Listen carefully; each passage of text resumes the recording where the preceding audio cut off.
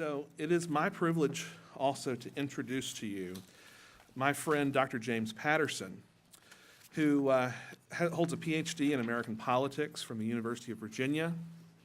He's held teaching positions at Hampden-Sydney College and Gettysburg College, and done postdoctoral fellowships at Duke University and at Princeton University.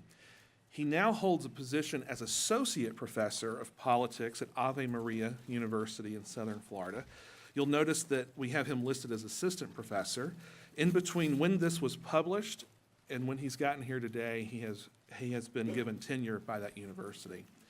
Dr. Patterson, thank you for joining us. We're looking forward to what you have to say to us today. Thanks, Troy. Yeah, we'll see if it holds together. Good afternoon, everyone. I just want to thank you for coming on to this event, and I especially want to thank Trey Dimsdale and Andrea Morey for helping get me here. I am, like most professors, I would not say I'm the most accomplished at getting myself places. I'm a bit disorganized, and so it is no mean feat to get me from South Florida to Western Michigan. Also, I want to prevent any confusion. I did not write "The President is Missing," co-authored with William Jefferson Clinton. That is a different James Patterson, believe me. I made every effort to persuade the University of Pennsylvania Press to make my book look as much like his as possible and to send them to grocery stores across the country on the assumption that not everybody would return the book and sales would, balloon. Probably the best-selling political scientist ever to accidentally sell his book. But they kept using the word fraud. They said maybe that's not a good thing, and I was like, you know what? I want to move units. You want to move anyway. You see how this goes. So, the Religion in the Public Square is the book. Today I'll be talking about the chapter on Fulton Sheen. Fulton Sheen, in many cases, is a figure that I find younger people simply do not know, and older people tend to remember fondly. But before we talk about Fulton Sheen, I want to talk about why Fulton Sheen, and this is just going to be a brief discussion of the overall argument of the book. So the summary of the book is that political leaders use foundations to articulate the basis for public policy decisions. This sounds pretty elementary, right? And it is, but that is why, we're starting with it. And these foundational ideas often describe who are like on the right side of history versus the wrong side of history. Foundational ideas about maybe history carries some sort of weight or some sort of moral authority. That's been one example of a foundational idea, that history is sort of meting out justice over time. And the role of these foundations is to legitimate both the regime as well as the people specifically acting within the regime. And leaders that use political foundational ideas do so in a way that is entrepreneurial, right? They don't just simply offer these, pontifications on foundational ideas in the hope that everybody will see the truth. They aggressively persuade audiences in order to get as large of a supporting group as possible, in order to have a mandate to say be like, a revolutionary leader, or in the case of the United States, just an elected official. So a great definition that is more formal, one that I get from a professor at the University of Virginia named James W. Caesar, is that political foundations are ideas offered in political discourse as a first cause or ultimate justification for a general political position or orientation. It is usually presented as requiring no further argument, since it is thought to contain within itself the first premise. It supplies the answer to the question why, beyond which any further response is thought unnecessary. So I used an example of the historical imperative. Other could be like, laws of nature. That's one that's used in the American founding. In my book, it's religious foundations that are the particular kinds of ideas that are used by political entrepreneurs.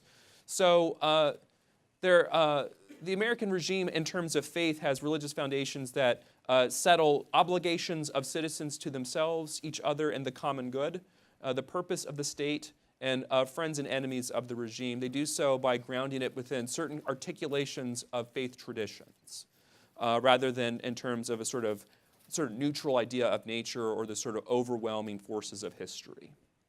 And the way foundations work is that they don't just simply produce a sort of static regime in which everyone across generations always agrees with each other about what those ideas profess. They don't settle on the same political faith. They don't settle on the same ideas of history. They don't all agree on what nature is. Rather, they are always changing. They're always developing discourses in what political scientist Roger Smith calls the spiral of politics. We're almost to Sheen, I promise. It's almost over.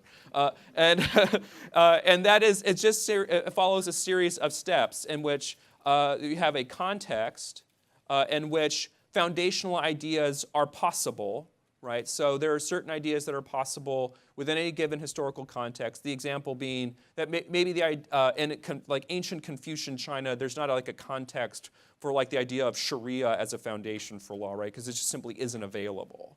Then we have the formation of ideas that are available within that context, which then achieve audiences that become part of a coalition, who then, if the audience and coalition become strong enough, capture governing institutions and implement the ideas on the basis of the foundation on which they already agree. And what's amazing is that once that foundation's in place, it then becomes the new context. And so there is always this sort of cyclical process of people articulating foundational ideas and then re-articulating them. And we see this, for example, in the way that Americans have talked about the idea of natural rights, starting with this sort of abstract Lockean discourse and then moving into sort of more patriotic, substantial understanding of what it means to be an American. These are the sort of changes and transformations that shared ideas have. And that's what we're trying to explain here. So what does this have to do with the book? The answer is that religious leaders do this all the time. Now, Fulton Sheen, Martin Luther King, and Jerry Falwell were religious leaders that had really no interest in becoming elected officials. But what they did do is they did advocate for certain religious ideas as foundations for the American regime. And today we'll be talking about the way that Fulton Sheen did this. So I'm going to talk about his biography very briefly for those of you who don't know a whole lot about Fulton Sheen. Fulton Sheen was born in 1895 in El Paso, Illinois, to an Irish Catholic family there. He attended the University of Louvain, now called the Catholic University of Louvain, after receiving a degree from the Catholic University of America. But the Louvain degree is very important because he received a very prestigious degree called the Agrégé. I'm sure I'm not pronouncing that correctly. And is one of maybe 25, 30 people who've ever received it. So Fulton Sheen is one of the most, sort of, in terms of academic credentials, one of the most accomplished American priests in history. And was considered a rising star from the point when he was in seminary. And he was a professor at Catholic University from 27 to 50, although by the 1930s, he was infrequently at CUA. He had so many obligations on radio and speaking engagements as a speaker that he wasn't always there. One of the first things he did was he was a major contributor to something called the Catholic Hour, which started in 1930 as a response to the anti-Catholic sort of missiles launched at Al Smith when he ran as a Democratic candidate for president in 1928. So that was sort of the beginning of his media career, was on the Catholic Hour. Not something that a lot of people remember about him. They tend to remember the television, but one of the reasons why he was so successful on television is by then he had already had 25 years of media experience. He became a bishop in 1951, and that same year he became he started Life is Worth Living on Dumont Television, and no one remembers Dumont. Sort of came in 4th place. They didn't get a medal, and so they just went out of business. And imagine this. Imagine a country in which a Catholic priest in full vestments wins an Emmy, right? Goes on, and who does he beat? Who does this man beat on Life is Worth? He beats Frank Sinatra for an Emmy. So, I mean, and Frank, of course, nominally a Catholic would have to bow to the authority of the bishop in the first place. So he'd probably have to hand the Emmy to him in the first place. So the show actually ends in 1957, a little before maybe it could have because of a disagreement, one of many that Fulton Sheen had with his superior, Cardinal Francis Spellman. That's a story that I'm going to avoid because this is being live streamed and I don't want to get in trouble. So the context, the sort of emerging context in which Fulton Sheen operated was one that we tend to forget, but in 1930, the United States was not a place that was terribly hospitable to Roman Catholics, especially Roman Catholics living in major urban centers where often Catholics were cheek to jowl with Protestants who did not care for their sudden intrusion into their Protestant republic. And at the same time, by 1930, those very same Protestants were experiencing some theological and ecclesial crises that were afflicting their denominations. This term hegemony, I don't mean to make it sound like oppressive in every case, but there were some cases in which American Protestants did indeed sort of mistreat Roman Catholics. And so one of the reasons for this was the idea was that Roman Catholics were sort of pathologically incapable of being free because they were tyrannized by a foreign prince of Rome and uniquely immoral in a way that required them to consume vast amounts of alcohol. And there's all sorts of stuff that we'll look at in a minute to make all the Protestants in the room feel really uncomfortable. But the demise of the Protestant sort of hegemony of the 19th century is at the same time the rise of what we call the Judeo-Christian heritage, Judeo-Christian consensus, the whole idea of Judeo-Christianity as a thing. There is a long tradition of treating these as very linked, right? Catholics, Protestants, and Jews. This is a very old idea in terms of them being culturally, theologically, philosophically, legally connected. But the idea that you could put those three groups together and they'd like each other and they'd agree on everything, that's new.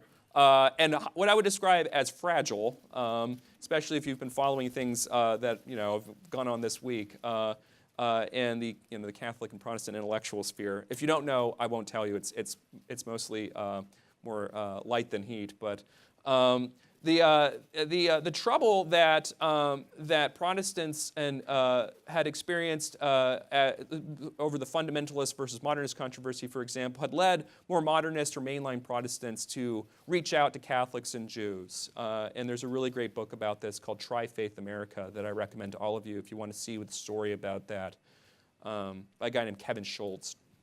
Wait, I should be promoting my book. So the foundation for the Judeo-Christian consensus that Sheen helps launch in his early efforts in the 1930s is that the foreign prince in Rome that Protestants fear is not the prince to fear. Rather, it's the ones that are emerging in totalitarian regimes, especially in Italy, United Germany, and most of all in the Soviet Union. And so the idea that there is some sort of Romish plot to unseat the Republican government in the United States was always fabricated, but certainly the deaths of millions of faithful people in these countries would not fabricated. And so what we're seeing is that the need for a unity among Jewish, Protestant, and Catholic Americans is urgent, and the need to resist any kind of rise of totalitarianism in Europe. And this becomes the sort of main position that Fulton Sheen takes as early as 1930 when he starts on the radio. But what he's combating when he's combating this, with this appeal to a resistance to totalitarianism, is an old Protestant establishment that argued for things like this, that there was a Jesuitical plot to unseat the American Republic. So this is from Lyman Beecher called Plea for the West. It was a very popular book in the 19th century. And of course, this is in 1871, the very famous or infamous cartoon by Thomas Nast called American Ganges. If you can't tell, these are Roman Catholic bishops whose miters are also crocodile mouths. The mitre was frequently depicted as a crocodile, to the point where the Roman Catholic Church in America was just depicted as a crocodile. And it's just sort of you knew. It's sort of the way kids know like the meanings behind memes now. Like the crocodile meme was like the 19th century equivalent. There's one of my favorites that's actually not in this talk, is the one where the tortoise and the crocodile are climbing the Capitol building. And the tortoise, if you don't know, is the Church of Jesus Christ of Latter-day Saints. And I have no idea why. What Sheen's Catholic reinterpretation of the American founding was that Catholics benefit from religious liberty that's protected as part of the American founding. And it is not Protestant and Catholic divisions that should define America, but rather free versus totalitarian divisions that should define America. And most of all, communism especially becomes the critical factor for Sheen after the end of the Second World War and the start of the Cold War. And any time that Sheen would be called on this, he would always point to evidence of the millions of deaths of Roman Catholics in Europe who had fought against totalitarianism. So it's like, we paid for this position. Right? Do not believe that this is just some sort of like posture that we're using in order to infiltrate the American Republic. This is something that we have red and white martyrs to testify to. So one of the funniest things about Sheen's appeal is that he uses the term Americanism. And for those of you who know the history of that term, Americanism both refers to a quasi-condemned heresy by the Pope, Pope Leo XIII. Sheen intentionally uses this term. It's sort of like a fraught term when he uses it. And the other use of the term Americanism in the American context really meant like the American Party or the Know-Nothing Party. It was essentially the nativist term, Romanism versus Americanism. And so Sheen just walks right into the room and takes the single most controversial term he could use for this new way of thinking about religious foundations and picks that one. It's like, that's like this really difficult one. And for a main reason is that the idea of there being some sort of conspiracy against liberty is true in the form of totalitarian governments. And so in this respect, the sort of old nativist position of Americanism gets repurposed as a kind of Judeo-Christian opposition to totalitarianism. And at the same time, it seems to prioritize conscience over authority in a way that some more conservative elements in the Catholic Church were uncomfortable with. So this is it's a very clever decision. One of my favorite things about Fulton Sheen is that in 1949 he received a medal from the American Legion in his defense of Americanism. Right? So it's like he did it, right? He was able to redefine Americanism into something that both the church condemned and that Protestants advocated, and now Catholics like it. Okay. So here's an example of Americanism. There because there's reality and there's myth. The people are real, they want the truth, but they're submerged by this myth. So we say to them, listen to this statement. I will tell you later who said it, but we address it to the Soviets.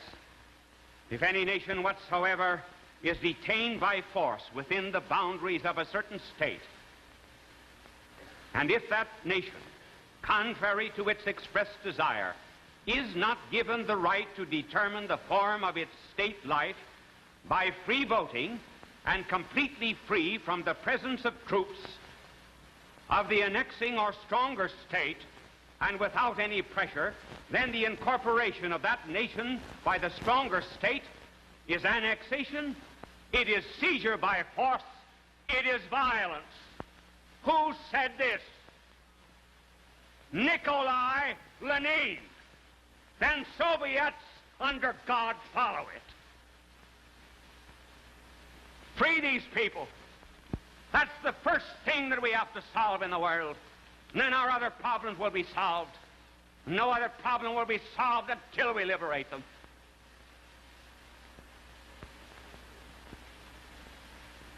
They're strong. They're very strong. Why? Because they believe in an absolute. They believe in a truth. The truth of the party line.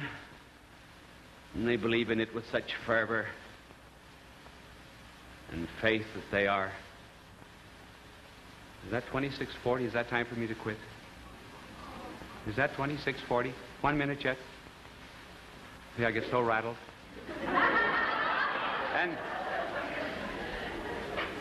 But they have a faith in an absolute. And that gives them great strength and great zeal. Our weakness, really, is the fact that we are not sure in America that there is any truth. We are something like Pontius Pilate. When our blessed Lord appeared before him, our Lord said, I am come to give testimony of the truth, and all who are of the truth hear my voice. And Pilate turned his back on truth and sneered, what is truth? They have thrown down the gauntlet. And they have reminded us that the choice before the world is not some humanitarian society and communism. It is either brotherhood in Christ or comradeship in Antichrist. They have chosen that particular comradeship. It is for us, as a free nation, to choose the truth, to choose the good, to choose and affirm God and the freedom of the peoples of the world. I mean, are you ready? Like, I was saying earlier, this is, I'm not sure if you guys remember this. In 2008, Barack Obama, before taking the stage to accept the nomination as President of the United States, he ran clips from the speech that Dr. King gave on the March on Washington for Jobs and Freedom. You have to be incredibly confident in your public speaking to follow Dr. King, right? And so now I have to give the second half of my talk following Venerable Fulton J. Sheen. So realize now that all of you, what you actually want to go do is you want to go fight the communists, but you have to sit here and listen to me.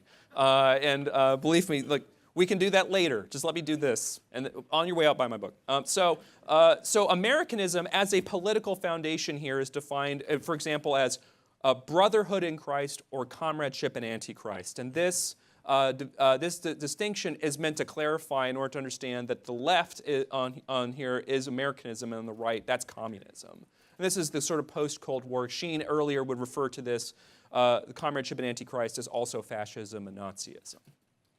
And the arrangement that Sheen had for Americanism was that at the foundation of the American regime was the church. Now, for Fulton Sheen, he primarily understood this to mean the Catholic Church, but he also understood that not everyone was going to be a member of the church. And so he was obviously much more inclusive than just to include the Catholic Church. He included Jews and Protestants. But he was incredibly certain that to be a citizen, a good citizen in a republic, required you to be a religious person. So you could not simply be a sort of like deist. You had to be religiously informed about the nature of the common good and the moral responsibilities you have to yourself, to your community, and as well as the moral limits on state power. In the absence of religious education, you have comradeship and Antichrist, in which the people become grist for the mill of the state used as an instrument by the party.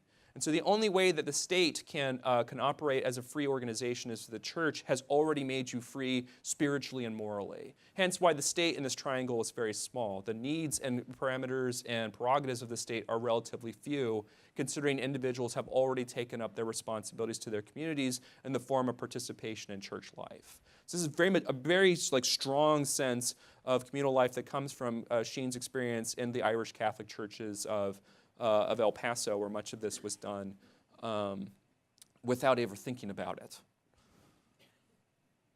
So the charge led here by the idea of the Judeo-Christian heritage for Fulton Sheen sort of began in his efforts to speak and organize New York Catholic organizations that frequently had him up to St. Patrick's. Very early after, Sheen gave homilies like the one you just saw in that clip. And so one of the first examples of Sheen going multimedia was they had to wire loudspeakers onto the outside of the cathedral so the people who would come to Mass to hear him and maybe were a few minutes late, they couldn't fit inside the building. And so they had to hear him from outside.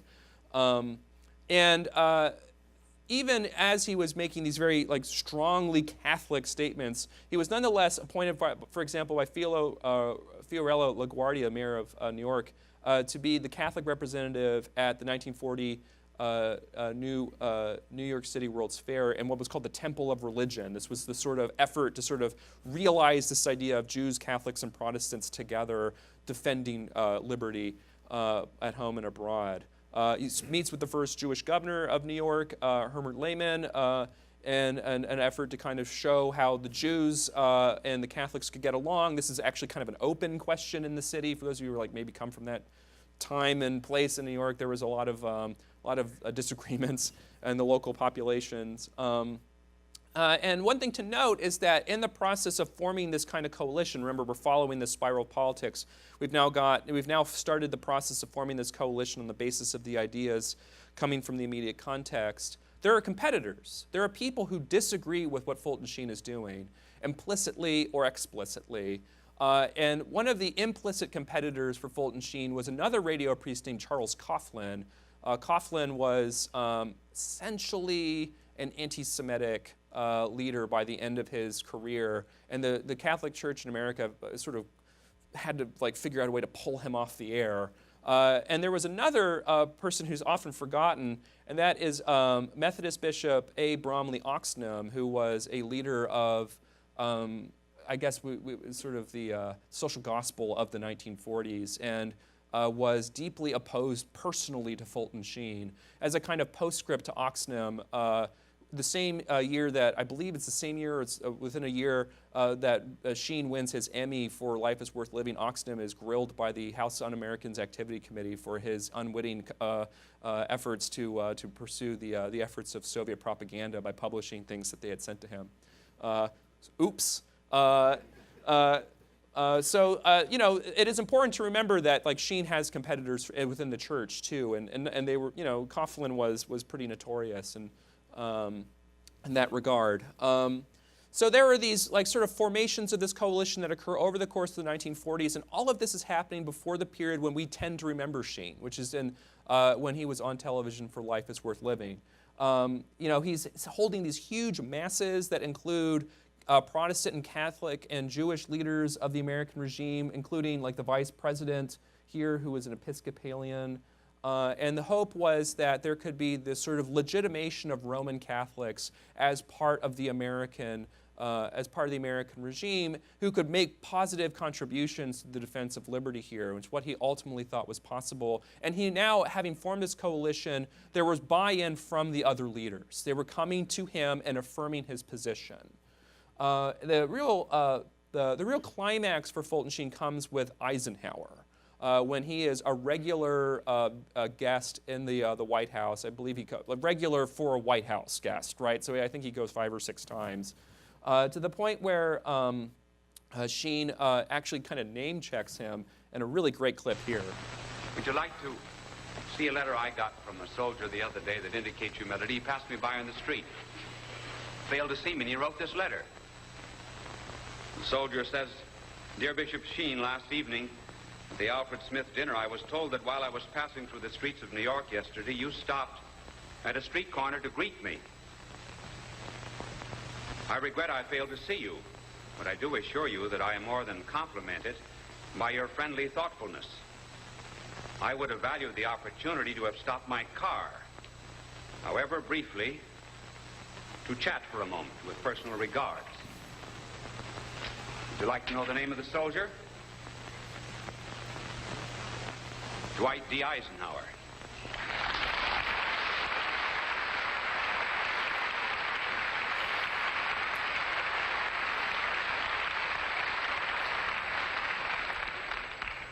I wrote to the president and I said, in America, when the president passes a friend on the street and through no fault of his own fails to recognize him, he sends a letter of greeting.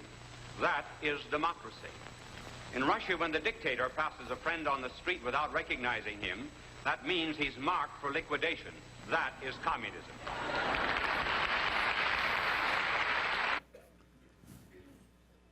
So this is really the moment. One of the reasons why Fulton Sheen and Life is Worth Living is one of these moments for American Catholics is because did we see what happened, right? The name-checking Eisenhower, Catholics are now no longer the targets of anti-Catholic vitriol that loses a presidency. Now the president is sending a letter to a bishop and of greeting in a way that recognizes both the right to citizenship, full equality in that terms, but also kind of respect for the political power that Catholics have in making decisions about the direction of the country. And so this is a very important moment for Fulton Sheen to illustrate in a way that, you know, it's very dramatically revealed. Fulton Sheen loves drama.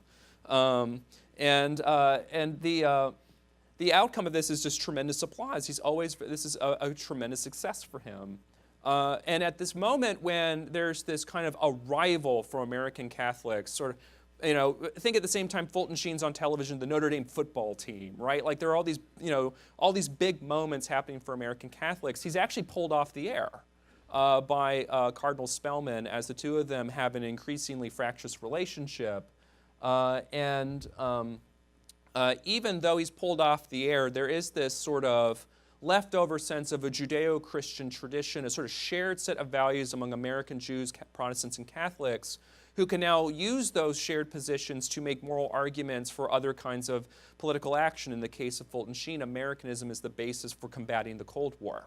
And in the case of like a future leader, in the case of Martin Luther King, he fits into the book by taking that same kind of audience and using that Judeo-Christian consensus as a basis for ending racial segregation. And so that's what actually holds all the figures together. Jerry Falwell uses this same kind of idea of a Judeo-Christian consensus to fight what he sees as the excesses of the 60s and 70s. And so even though these are very different figures and very different leaders, they are nonetheless using the same kind of political foundation in religion in order to argue that case. Just as a note, Fulton Sheen in 1966 was promoted, and that's in quotation marks because Fulton Sheen did not regard his position at Rochester as a promotion. He went from auxiliary bishop to bishop, but really what he was sent to exile by Spellman. Sheen's position as bishop there was so not accomplished. I don't know how it was bad. It was bad. He was not a good administrator. That he retired before 3 years were up. And returned to New York, where he actually was still relatively active as a speaker and nonetheless somewhat marginalized after the post-Vatican II years. He was sort of seen as a has-been, right? He's been on radio since the 1930s, and people have kind of moved on in the past 40 years. But there's an important moment in Sheen's life that's 2 months before his death in 1979. And that is the visitation of Pope John Paul II to New York. When John Paul II is leaving St. Patrick's, he recognizes Fulton Sheen and has to. This is back when JP2 was actually in good health. Sheen was the one that was in bad health. JP2 had to hoist him up. There's a really great description of this in a book called America's Bishop, where he has to hoist Fulton Sheen up and affirms that Sheen had been a good bishop. He had been a good priest. And you can see the look on Sheen's face. He's extremely emotional during this. And within 2 months, he dies. And if those of you are religious Catholics, when he dies face down before the Blessed Sacrament that he kept in his one-room apartment. So he died in good company. So thank you all. Goodbye, and God love you.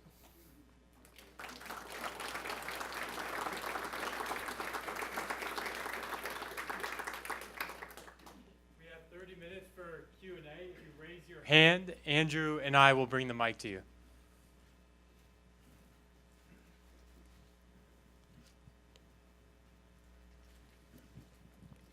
So I think you mentioned in passing that article in First Things okay. Do you want to kind of maybe give your thoughts on that and detail that? Okay, so is this the against The Frenchism? Sora, yeah. So I will work Sheen into this response. It's going to happen. No, I actually will. I'll try to. For those of you who aren't aware, there is I would say an emerging sort of fracture in what is left of the Judeo-Christian consensus. It actually begins, in terms of the book, the fracture actually begins with the discussion of Jerry Falwell. It's at the very end of King's life, before he's assassinated, he starts to go in this direction too, where the idea of there being a sort of shared set of values and a political foundation across America is no longer a sort of cultural or religious or a shared social experience, and increasingly a partisan one. And the movement to partisanship for religious issues means that the idea of there being a religious party becomes what the Republican Party wants to embrace, which means that there's an irreligious party in the Democratic Party. And so if religious people in the United States wanted to have a party, they had to stick with Republicans. And this is really manifested over the last 2 decades. And the effort to politicize religion as much as Falwell eventually was able to do is part to blame. So once you have religious Catholics, Protestants, and Jews, although Jews, are sort of tenuously included in here by the 1980s, stuck in one party, they often have to fight over each other over how to proceed. And this has heightened the differences between Catholics and Protestants in the last few years, as there's a sense that they are losing influence in the Republican Party, which means that they have to have an increasingly transactional relationship to party leaders. Like George W. Bush is like this, absolute 100% evangelical Protestant on whom evangelical Protestants and to some degree Roman Catholics and conservative religious Jews can trust, right? He's one of us, right? And, Mitt Romney, he's Mormon, but we're okay with that now. We can trust him, right? And now it's like Donald Trump, it's like, I guess we could pretend, but at least he's keeping us safe, right? He's getting the justices up there that we need. There's a much more transactional relationship. And what's that First Things has essentially, said we're signing on to this. And an essay that they published that Sohrab Ahmari actually co-authored with Catholic leaders. And Ahmari recently published a follow-up called Against Frenchism, right? Isn't that what it's called? Which is targeting a evangelical Protestant who writes for National Review named David French. And the difference of opinion is the following: is David French wants to compromise with progressives to say this far and no farther on revolutionary or liberatory public policies like same-sex marriage legalization, or federal funding of transgendered operations, right? And so what French is essentially trying to do is he's trying to draw a line, and he's trying to use litigation on issues of religious liberty to accomplish that end. And he's doing this with an assumption that many evangelical Protestants have, which is that America is fundamentally still ours. It's still capable of returning to that old-time religion. And this is actually the message of Jerry Falwell, right? Which is like, we did the 60s, we did the 70s, and now it's time to come back to that old-time religion. And so this sort of legacy of that way of thinking actually comes from America being a Protestant nation for hundreds of years. It is not an irrational position for French to take. And Ahmari, who was originally a Shia Muslim, sort of tenuously a Muslim, came to the United States with his family, became an atheist, and had a conversion experience that brought him into the Catholic Church, argues very much opposed to a position that French is taking, that is, the only way to fight the culture war is to win. It is not to achieve a truce with political liberationists or people that are on the left. And so Frenchism is seen as compromising in a way that Ahmari sees as very as defeatist, as essentially going to lose by attrition.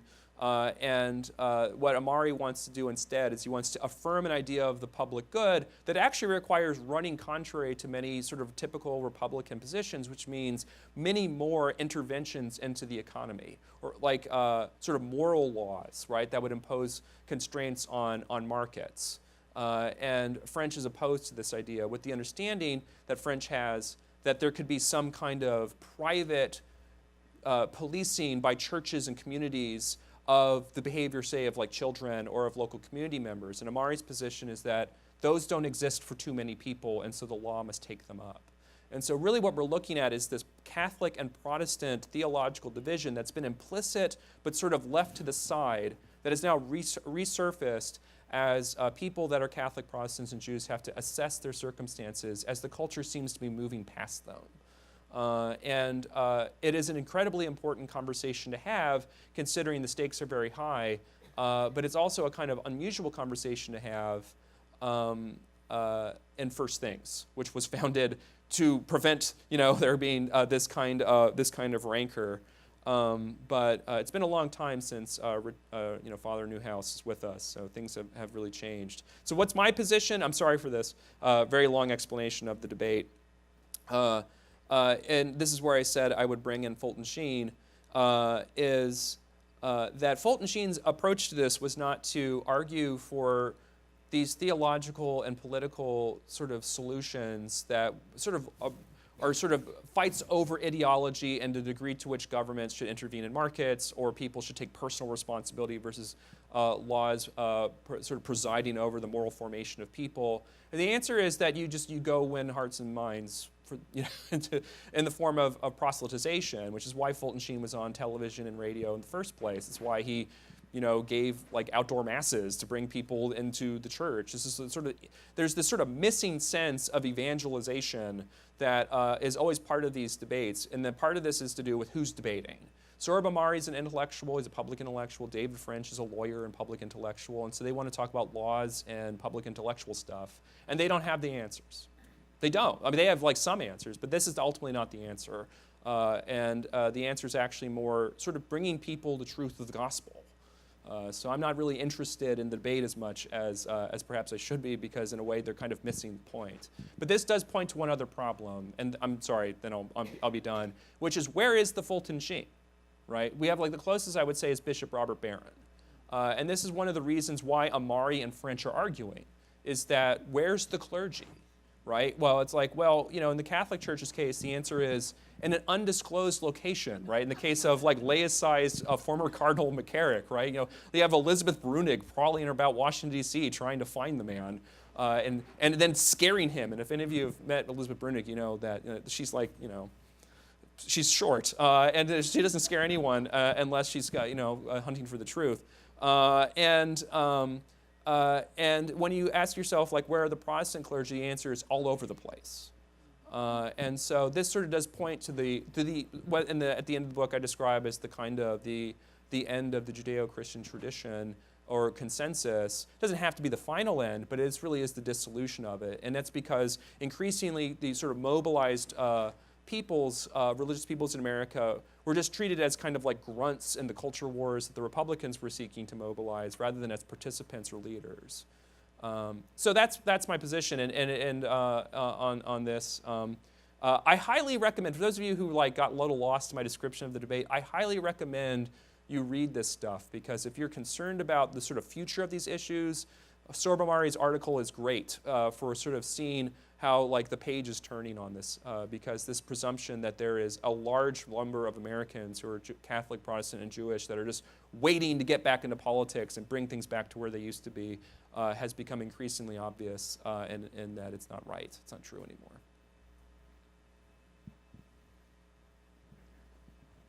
If Fulton Sheen were born in 1950 and he grew up to be the same man that he turned out to be earlier, I wonder what some of his thoughts would be on a lot of the political issues of the day. Years ago in the 40s, as a kid, I remember, well, at least in the suburbs of Detroit, you had to be a Democrat. And as I grow older, it seems like everybody in the laity, at least, is turning toward the Republican side. And I just wonder what you think he would be if he were sprung up starting in 1950 instead of 1890. So this is one of the more contentious aspects to Fulton Sheen that I put in the book, but not in the presentation, which is that Fulton Sheen was not a. You know, have you guys ever heard of the is it Irving Kristol who wrote the essay "Two Cheers for Capitalism," or was it? Fulton Sheen is kind of a one cheer for capitalism guy. And this comes out of the fact that he was a very close student of Leo XIII's Catholic social teaching. So one of the things that you would probably get from Fulton Sheen is much more criticism of capitalism, or is what's sort of broadly understood as liberalism, the idea that individuals are fundamentally their own authorities about what to believe. He would say no. He said the churches, the institutional churches, whether, you know, and he would say it's the Catholic Church, but whether it's some sort of faith tradition, because there's more to your life than you. You're bounded to your families, to your parents, to your ancestors, to your children as they will come out of there. And this sort of idea of isolating the person down to one person who's going to make up their own sort of ideas, he would be very strongly opposed to. The other thing that he had a big problem with even when he was doing his work in the 50s, even more in the 1940s and 30s when the economy was much worse in the United States, was he was very harsh on laissez-faire capitalism. And I'm at Acton, so please just let me finish. Mainly because of issues that actually Acton takes very seriously, which is that there is a tendency for a person who you could say is maybe not educated in one's religious obligations when engaging in capitalism to essentially reduce the role of the person to the worker, or even just to like an exchangeable cog in a machine. And there's a kind of tendency to dehumanization that needs to be constantly combated through personal discipline and religious faith. And that is true for people in the boardroom to the shop floor. And he has these I mean, you read them, they're positively quaint. these ideas of like there needs to be, as part of the labor regulation, not just a 30-minute lunch hour, but like a 30-minute it would have to be previous, because he wanted there to be a 30-minute dispensation in which people would worship together. And so they would all go to religious services. They wouldn't necessarily, because there would be Catholics, Protestants, Jews, or people that maybe didn't want to go to worship. And that would be what they're supposed to do, to constantly remind them of the ultimate purposes of what they're supposed to be doing, and to ground them in that education about religious principles. And the complete absence of this in American work today would give him just absolute fits of rage. Because just imagine go into the hello, CEO of Facebook, Mark Zuckerberg. Could you please establish a very large chapel? Could we please dedicate to St. Basil? Like, no, right? Like one of the craziest things that you actually see in these large Silicon Valley buildings is that Apple built this billion-dollar complex, and the one thing that they didn't have was a place to put children. They didn't have a center where maybe workers could bring their children in, right? So discouraging people is essentially a way of forcing people into this individualist capacity to the point where they don't even think about having children, because where would they put them, right? And so that's the kind of stuff that Fulton Sheen would rail against. And one of the things towards the end of his life, this is the kind of stuff that he would bring up. But it was by the time that Sheen had been kind of pushed out of public life and was treated as a relic, he actually starts to speak about issues like abortion and birth control along the lines of Humanae Vitae after the Second Vatican Council. So we start to see that before he, really his health really starts to decline.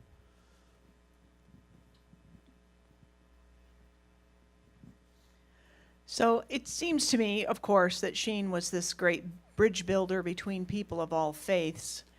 And what could he have done if he had not been taken off the air? But with of course, you're a master cliffhanger, so now I've got to go figure out what this fight was about, truly, between Spellman and Fulton Sheen. But it's in the book, of course. Of course. So thank you for that. But I'm losing my question here. Oh, I'm sorry. That's okay. I'll wait. So I'm always of the mindset of when you have someone who's doing so much good and then they're gone, that there's some spiritual warfare going on. But what I'm really leaning toward is how much of Spellman's objection was from a religious nature versus a political nature. So this is good. First thing to note about Fulton Sheen is, you don't get the aggregate at the University of Louvain. There's a story he would always like to tell people. He gets this. So the way that you get the aggregate, and you get various ranks of passage when you receive it. And if you schlepped across the finish line, they toast you with water. If you did not embarrass yourself, then they toast you with beer. If you did a fine job, they toast you with wine. And if you did the finest job in a generation, they toast you with champagne. And when Sheen concludes the story, he always says, and the champagne was particularly sweet that night. Let me put this, the man is in the process of canonization. So let me say this. He's over there. He was a proud man. He knew how smart he was. In fact, after, I skipped it in the timeline of his biography, but actually after he receives the aggregate, he's sent to some random parish in England where he labors in obscurity to kind of humiliate him a little bit. And then he's sent to CUA, where he is a difficult colleague. If there are any faculty in the room, everyone knows what that means. He's a little bit of a difficult colleague sometimes, right?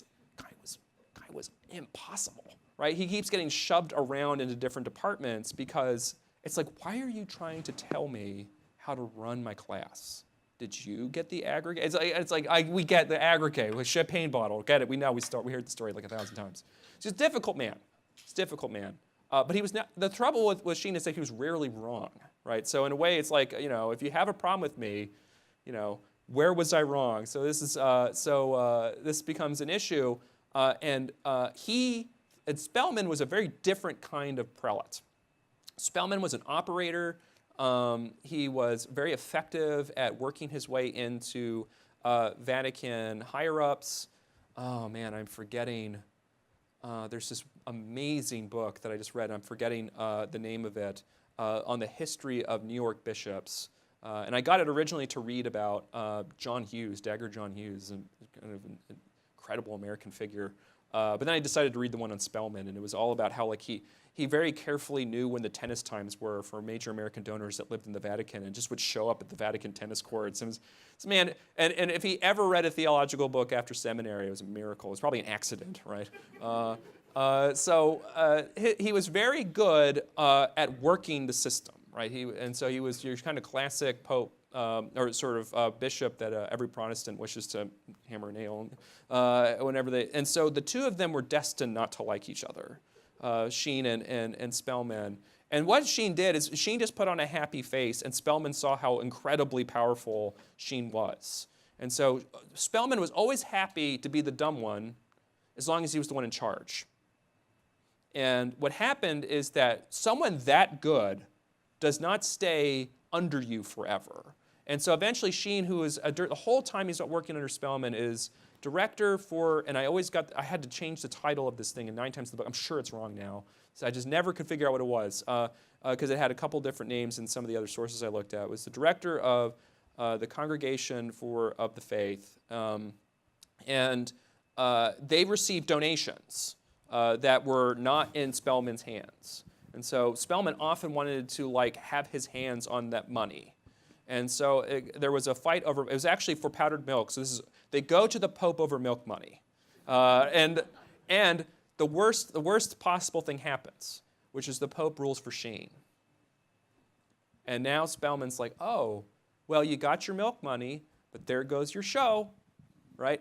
There goes director of Congregation of the Faith.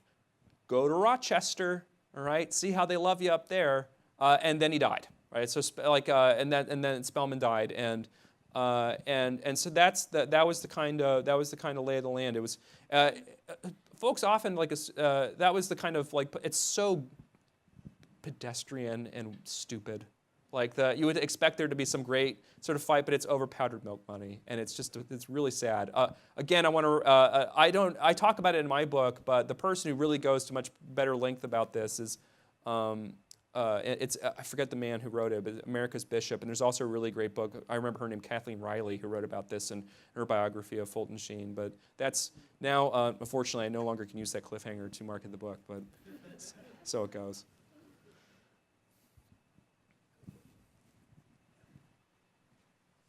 You talked about Sheen. One of the things he did was kind of bridge the gap, their views, Protestants, Christians, Catholics, and getting over the anti-Catholic bias. I think President Kennedy had a lot to do with that too. Yeah.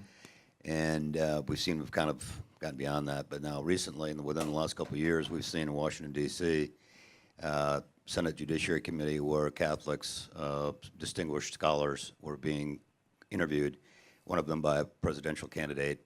And the Catholic Church and the Knights of Columbus were both reported to be cult organizations. And it kind of astounded me that this happened. But what astounded me more is there didn't seem to be very much reaction to it. So I'm wondering, in certain portions of the country, is the anti-Catholic bias coming back?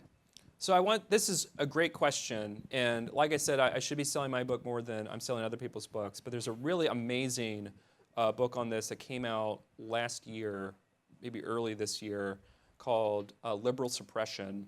And it's by a legal scholar named Philip Hamburger. And he also wrote a book that I don't recommend you buy because it is a tome called Separation of Church and State. Liberal suppression's better for this question. Separate church and state, it's good if you're into law, but whew, man. I skimmed parts of it. But liberal suppression talks about how in the United States, and leaving out Protestants, right? Just leaving out Protestants, although they sort of inform this, there has always been a kind of sort of sense of broad-minded people who wish to liberate people from all sources of authority that come from outside the individual conscience, right? And there was actually there was the Liberal League, is what he talks about in there, and they actually wanted to create sort of American secular versions of baptisms. And burials and weddings. And the idea would be that there would be these sort of secular Republican alternatives that would supersede foreign authorities. And originally Protestants were in favor of this, and this is all after the American Civil War, just so you know when this is happening. This liberal league it gets some Protestant support, and then Protestants start to figure out, oh wait, that's going to put us out of business too, and so they sort of lose support, so what you end up with is this rather popular group, and their ideas stick around. There's like some internal fighting, so they kind of fall apart. But those ideas actually make their way into the Ku Klux Klan. They sort of take it up, right? And the Klan has the same kind of antipathy for Roman Catholicism as well as Jews, and obviously for African Americans. And so this has been this is an old problem. And one of the reasons I was not surprised that no one batted an eye, because this has been around a long time, and it's never going to go away. As long as this kind of element has been in the United States, it's been actually longer than Catholics have been in the United States, right? And I've been reading Bradley Berzer's biography of Charles Carroll, in which Carroll, in the 1750s, is having to deal with something very similar to this, although it's much more Protestant in flavor. So I've referred you to a lot of books to answer this in a way to sort of give you them, because they have a better answer. But my response to when this happened, just from my own sort of personal experience, was to think about how one of the largest groups in the United States in terms of religious data is former Catholics, right? So people who have left the church or no longer practice but have now made some sort of like formal profession. Dogmatically, you actually cannot leave the Roman Catholic Church. But I should make that clear. But people who think they have, right? You've got that baptism, right? They got a certificate somewhere. Church bureaucracy. That kind of defiance of what the dogma lives loudly within you is, in a way, it's a good play, right? It's a good play to people who, many people who've left the church often go to live in places where other people have left similar religions. This is sort of a typical experience, especially of younger Americans that move to urban centers. They almost overwhelmingly stop practicing any sort of faith tradition they had at home. And so in a way, it's a smart play politically to reach out to these younger voters because they're going to be around for longer. And the Catholic Church is such a convenient enemy, especially given the state the church is in now with all of the scandals that have resurfaced regarding priest behavior. So I wasn't surprised that we saw it, and I would not expect it to go away. Time for one more question.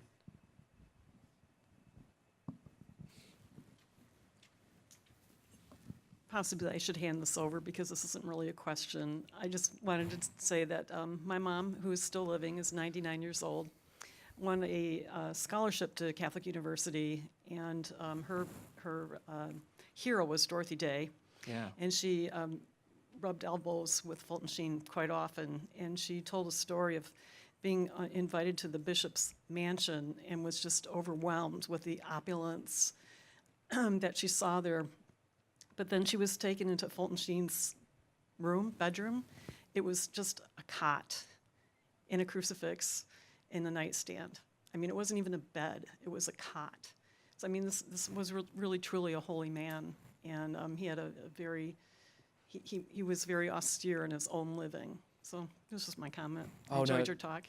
There's so many great stories about this. There's the one, like, if you were to open that nightstand, you would find a drawer stuffed with cash, because people would just put money in envelopes and send them to Fulton Sheen and say, you can do more with this than I can. And it's like, well, he's busy, right? So he's like, what do I do with this, right? So like when he was when he was in those residences, whenever he's moving around, there was just people moving furniture filled with money that he didn't really care about. His canonization is hung up right now, and it's very frustrating. There's like, Cardinal, Cardinal Dolan wants Sheen in New York. New York did not want to be in Sheen did not want to be buried in St. Patrick's. I think it's too close to Spelman.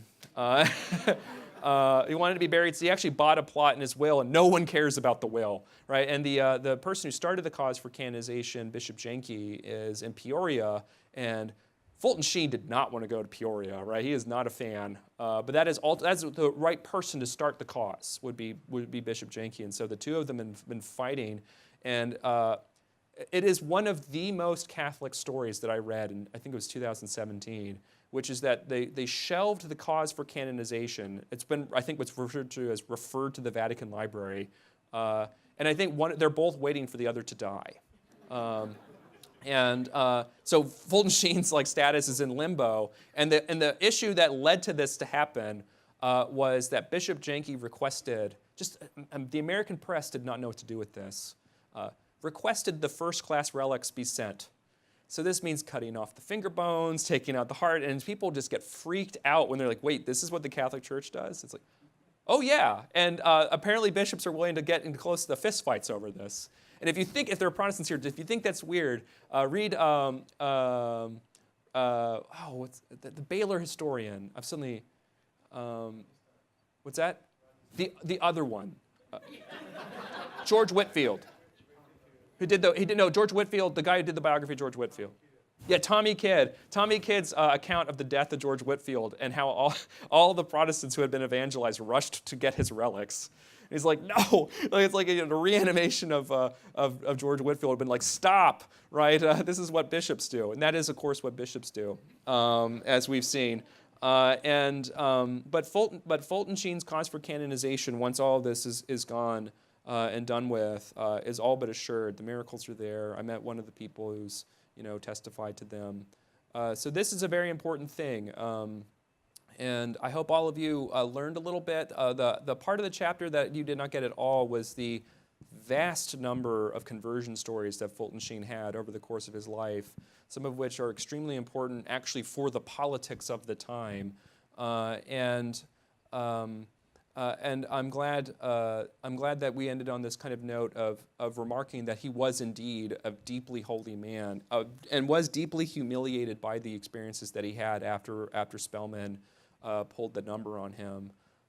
So I'm not sure if I was getting a little choked up at the end when I was talking about the way he died. Dig up the EWTN episodes. There's like a ton of Life is Worth Living episodes on YouTube. They hold up, man. They really hold up, and bring Fulton Sheen a little bit into your life. You won't regret it. Thank you all. Buy my book.